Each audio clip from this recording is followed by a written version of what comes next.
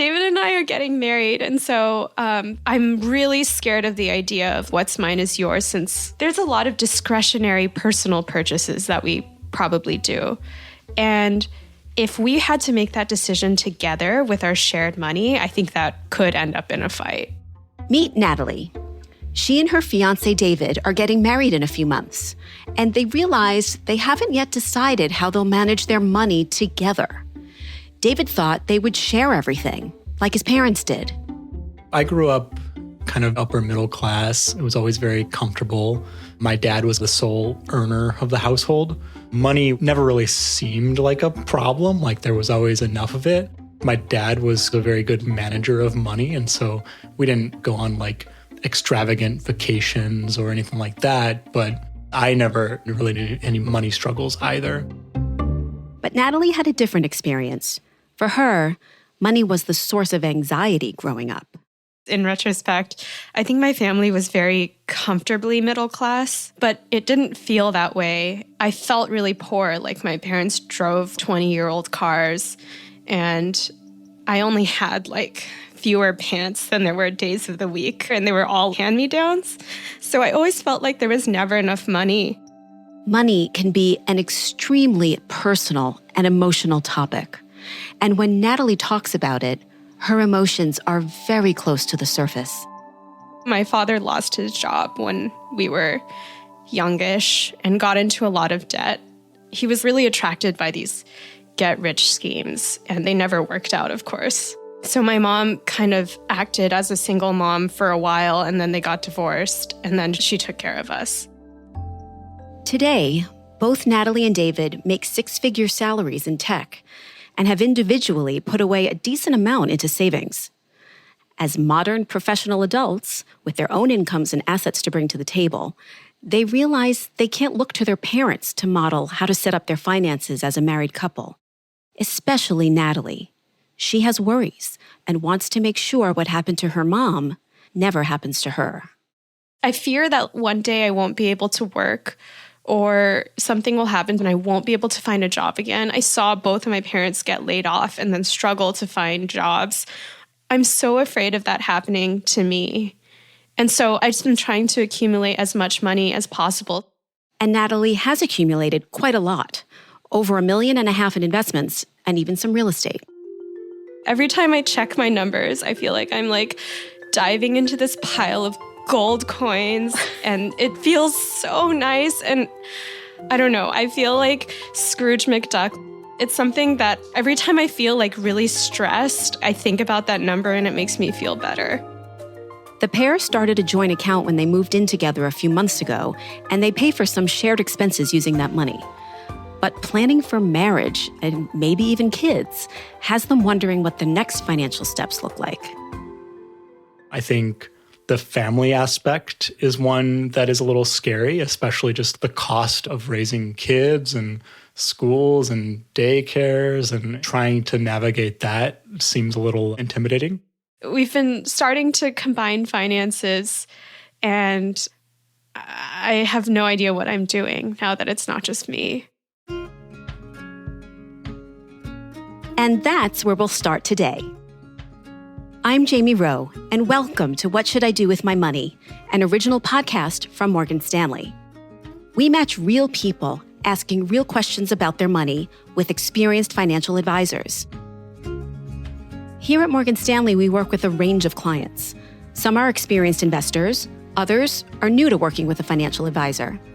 On this show, you get a front row seat to hear what these initial conversations are like and get answers to some of the questions you might have yourself. Marriage, it's a big step for many reasons. Among them, all the decisions around, well, what you should do with your money. Like Natalie said, what's mine is yours can feel very scary. And everyone shares their money differently. There's no one right way. Should each person contribute proportionately to the household based on their income, or 50-50? And does getting a prenup start the marriage off on the wrong foot? Joining us to answer Natalie and David's questions is Stacey, a managing director and wealth advisor at Morgan Stanley. Stacey's personal experience with her own family and finances has a lot in common with Natalie and David's situation. This was my husband and myself 15 years ago. We were navigating some of these same things. We come from similar backgrounds. We have similar values. Our parents instilled really strong values in both of us. And when we met, we were in a similar situation that we were both working. We were both making a nice income. We didn't really track what we were spending and saving. We just kind of did what we needed to do. But as we started our lives together, we realized that we needed to really maintain personal and financial balance. And for me, that wasn't necessarily that we had to combine all of our finances, but it was important for me to think about them together. Stacey's team of financial advisors is all women, all of them mothers, which led one of their clients to coin a nickname for the group. We have managed multiple generations of family wealth for this particular family. And one of them chimed in one time and said, well, they're the money moms because they take care of our money like they take care of their children. And with that lens, Stacey dives in to understand Natalie and David's mindsets at this point in their relationship. Can you tell me a little bit about what the two of you are currently doing together or how you're currently starting to think about merging your lives together? We moved in together a few months ago, and that was kind of the first time in which we really had to talk about a shared resources, basically, shared money, most importantly. And, I think we did kind of the baby steps there where, we opened a joint bank account and we kind of figured out, how much each of us were going to contribute to that shared account. And we used that for things like rent and groceries and those kinds of shared expenses. But, other than that, I think we have been keeping our financial lives pretty separate and pretty much kind of at a status quo. Excellent. And Natalie, what you've been doing so far, how has that felt for you as far as having some shared expenses? Do you feel a little bit uncomfortable merging things together or thinking about it together? I don't think it makes me uncomfortable, either of us uncomfortable. I think it's, for me, what I really want the answer to, which I know is not answerable, is what's the right way to share finances? Yeah. Every couple, in my experience, treats their joint finances a little bit differently. A couple basic things are coming to mind that I want to talk through today.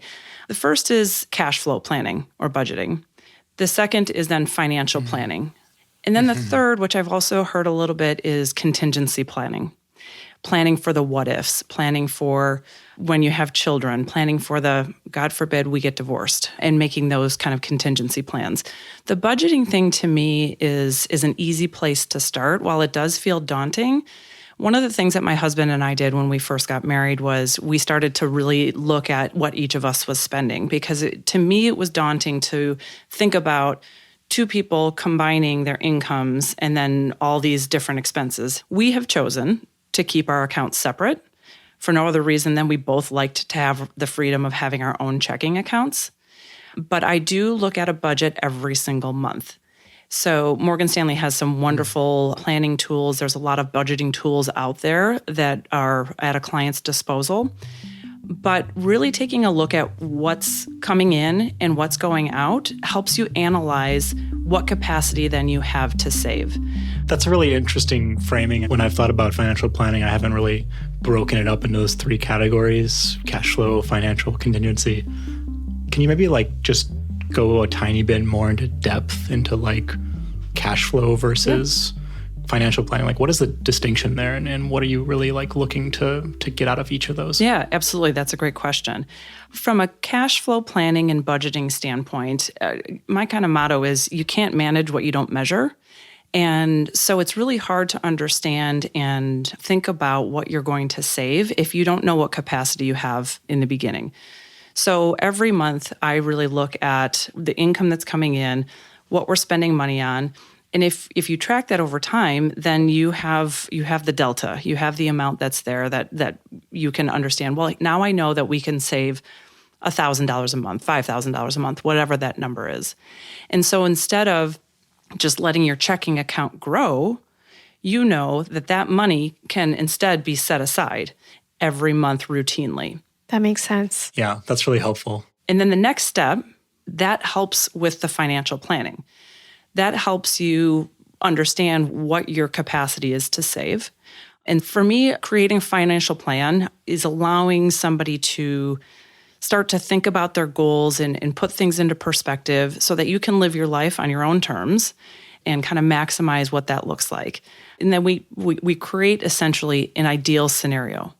So when I'm doing a financial planning for a young couple, what ideally do you want to do? The beauty of starting planning when you are at such a young age is that you have a lot of levers to pull. So you can make different decisions versus if you start financial planning when you're 60 or 65, you don't have a lot of options anymore.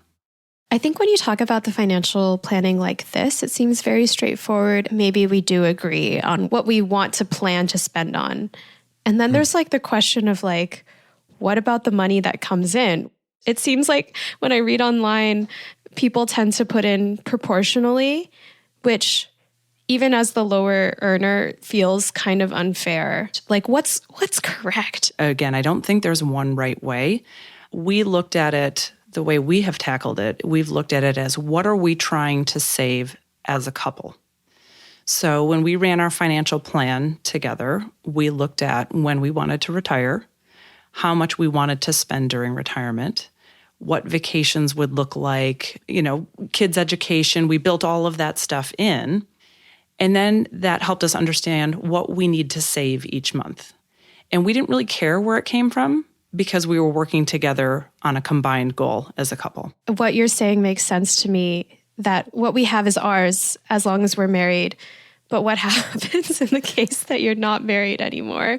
How do you figure that out?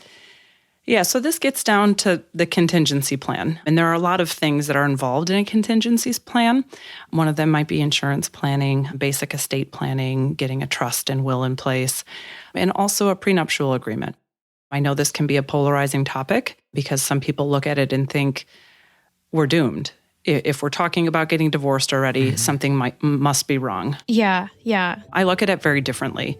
I look at it as an insurance policy for both of you that you're creating at a time when you both have cool and level heads.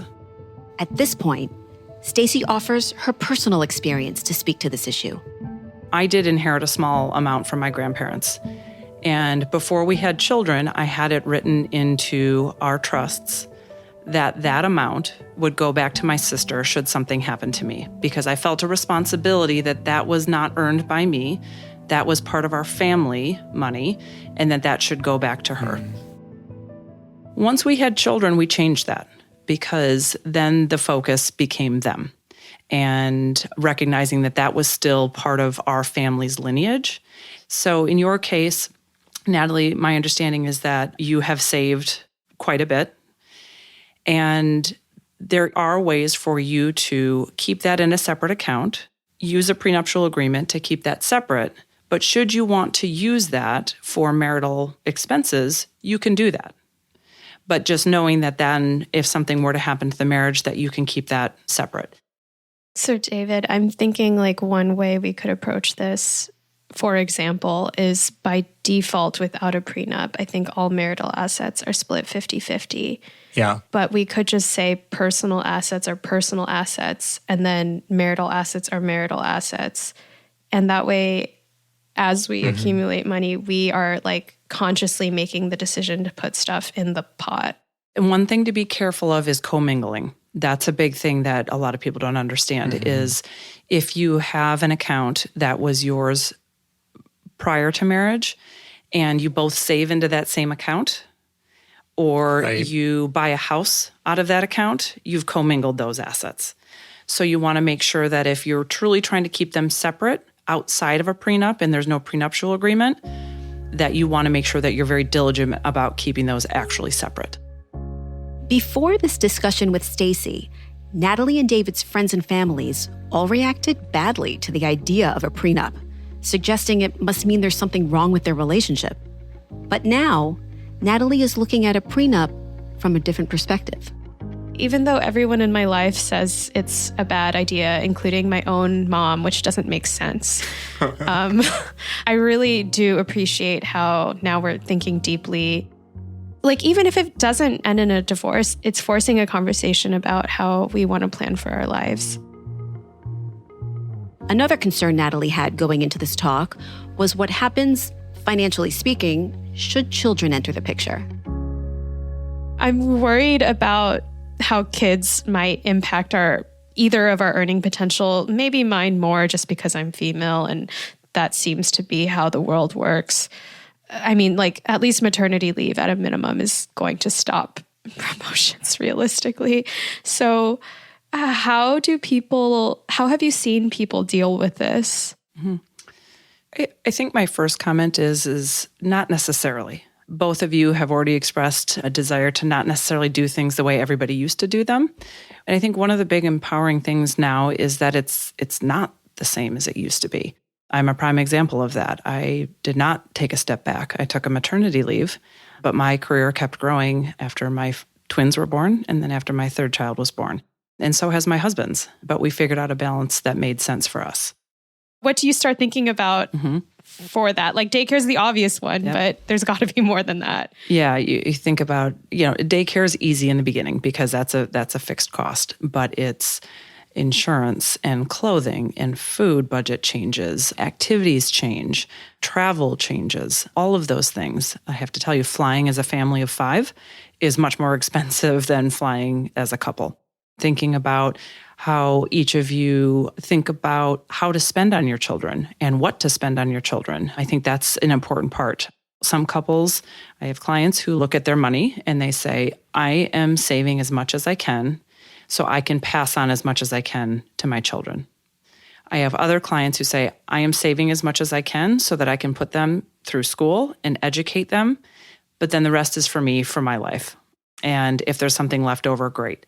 And I think getting on the same page as a couple is really important in thinking that through, because those are two very different things. What is the right time to start writing these things into a prenup, right? I think it makes sense to think about it now, but recognizing that your thoughts about it might evolve.